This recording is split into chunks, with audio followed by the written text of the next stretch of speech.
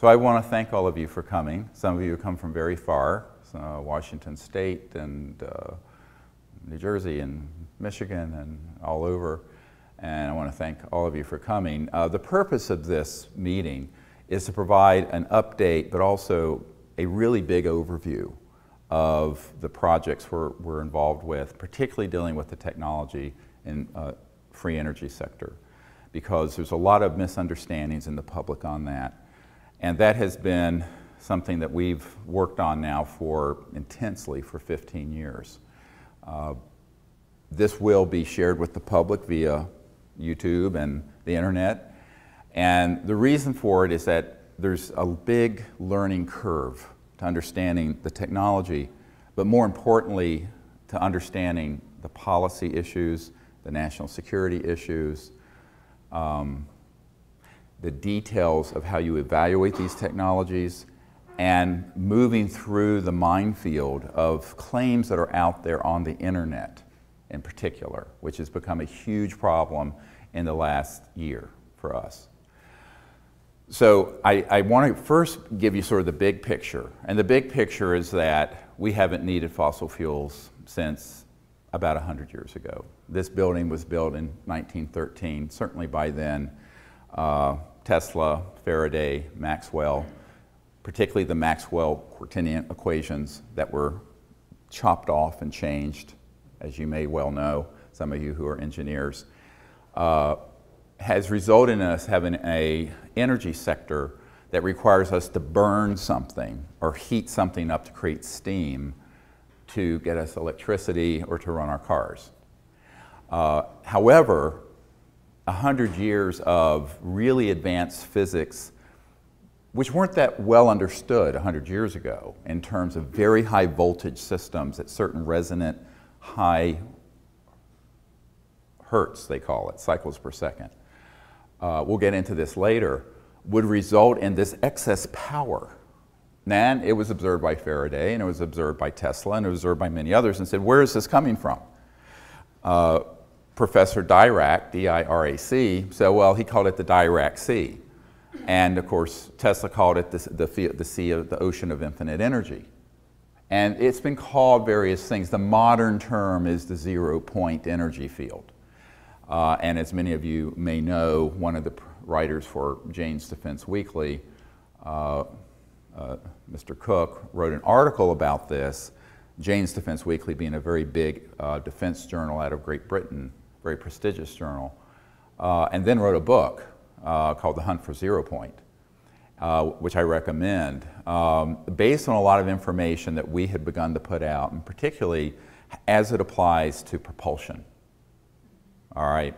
So if you create this kind of vector into the zero-point energy field, and you create a certain counter-rotating vortex, let's call it, which is almost a Sufi-like phenomenon, you get what's called lift, and you get a phenomenon that's known as electromagnetogravitics.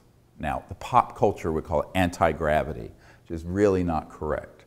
What you're really doing when you see a UFO moving and it's going straight up 10,000 miles per hour against gravity is that it's actually in a space-time bubble. It's creating its own environment, shall we say. So there's no restrictions to normal aerodynamic formula. And so the thing can lift and go straight up at those velocities.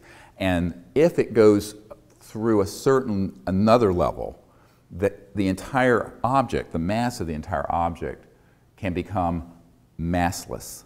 And this has to do with things that are very technical that we'll get into a little bit later if you're interested in the technical part of this, which I think is fascinating. And that's when you enter into what's called the trans-dimensional physics, when something moves from one dimension to another, or transverses one dimension to another. By definition, all interstellar vehicles are trans-dimensional. Let me repeat that. If it's interstellar, it is trans-dimensional. It is not getting here at a subluminal or below the speed of light velocity. This is a key understanding because most people will say, well, maybe they're interdimensional or maybe they're interstellar. And I'm going, you don't understand the physics of this. If it's interstellar and it's here, meaning it somehow went from another star system to here, and someone's lifespan, a creature's lifespan, even if you live to be 800 years old, it's got to be faster than the speed of light. But the term faster than the speed of light is a misnomer, because you're no longer bound by the physics of the speed of light or even the normal vacuum of space that we think of, because you've resonantly shifted into these, if you will, parallel universes or enfolded universes transdimensionally, and then you step back down into this one. Too much information? All right. So this is the key thing that people have to understand and began to be studied. Now, in the early days, let's go back to the time of Tesla. They were observing with usually DC power systems, direct current, as opposed to alternating current, which we use in our homes, which Nikola Tesla invented or came up with. That would have this effect where a certain amount of energy would go into a system, more would come out. It wasn't really accepted until Dr. Casimir, a physicist named Casimir, and the Casimir effect, where this was published in mainstream physics journals, by the way, proved that there was this zero-point energy field, that there was this energy that was left even after you cooled down all the atoms and all the activity in the universe down to absolute zero, which is a specific temperature. And there's still this energy there. And that zero-point energy field, as it turns out, is embedded everywhere in space, not outer space here in this room. So that every cubic centimeter of space in this room, for example, has enough power to run at least the United States for a day, a cubic centimeter. So it's an enormous field of energy. So running our planet on this energy field would be like taking a thimble out of the Great Lakes or something of water. It's a trivia, it's a rounding error. However, as J.P. Morgan famously was reported to have said to Nikola Tesla, when he had a car that had a little antenna on it that was running around where the batteries were charging themselves, J.P. Morgan said, if we can't put a meter on it, we don't want it. Big bankers. Now, 100 years ago or 90 years ago to today, nothing's really changed in terms of the geopolitical, financial, macroeconomic exigencies. And that's the huge problem. Is there a technical challenge? Yes. And we'll get into how we can mount a sort of effort together to come up with a modern day version of what Tesla had. But the geopolitical, macroeconomic policy issue is the big problem. And it isn't just because there are a few bankers and kleptocrats that are misanthropic sociopaths, although some of them are. It's because there are a lot of stakeholders who don't want to have to deal with the change.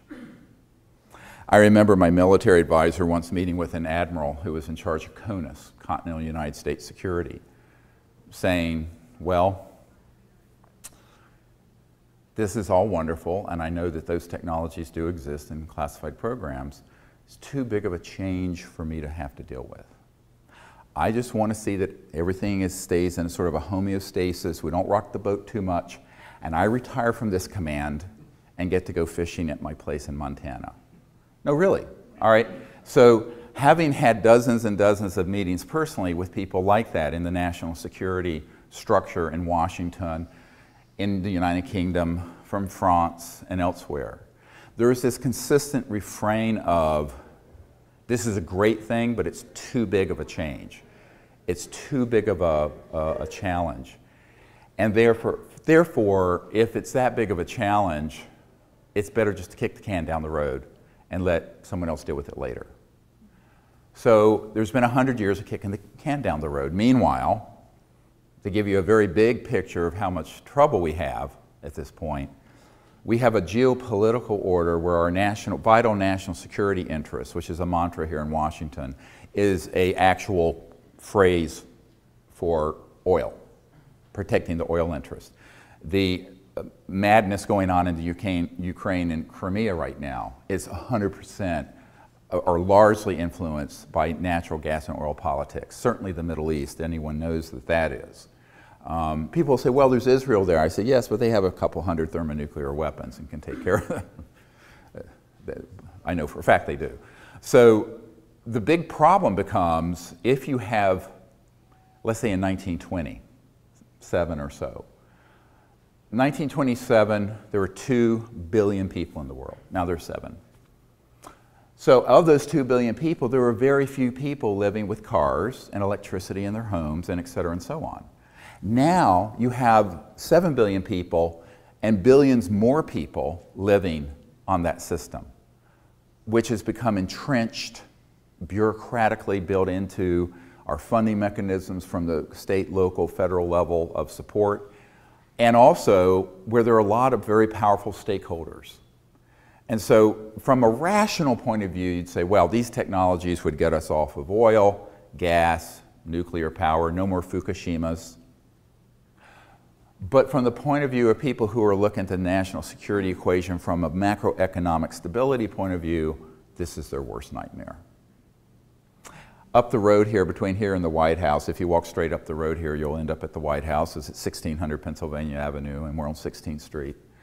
I was at the University Club with a man who was sort of the consigliere for President Bush Jr., W, a few years ago. And we were having dinner, and this is a place, you know, you'd have Rumsfeld there and other people there, you know, in this place having dinner or lunch. It's a private club. I don't belong to it, but I was invited. Actually, I had to put on a jacket. I was shocked and appalled. Anyway, so I did. And you know, he said, look, you have to understand that everyone who gets into that house, pointing to the White House, governs as a conservative. From the point of view of the classic definition, don't change anything. Conserve. Don't change. Keep things as they are. Tradition. Because when you're dealing with a change this large, this is what the people call a disruptive technology, but writ large. And disruptive technology writ large in this, how I'm speaking of it, is something that would have a multi-hundred trillion dollar impact. Not billion, trillion. So let me repeat that, multi-hundred trillion dollar impact. Because once this is disclosed, and this backs into why, quote, UFOs are secret and forbidden to talk about in polite circles, is that a UFO is really just a misnomer for an alternative energy and propulsion device. All right? They are not moving using Exxon Jet A fuel. All right? They're not using a nuclear reactor on those little things. They're using this whole new area of physics, which is elegant, beautiful, life-sustaining for the planet. But if you said those were real, people would say, oh, how are they moving like that? Any physicist at MIT would ask this question if they thought it was real and hadn't been brainwashed by the psychological warfare disinformation campaign launched by the CIA in 1953. So that's the problem, is that if you begin to talk about the phenomena of new energy, free energy, anti-gravity, UFOs, you're stepping into an area that is the most sensitive, compartmented intelligence in the history of the United States.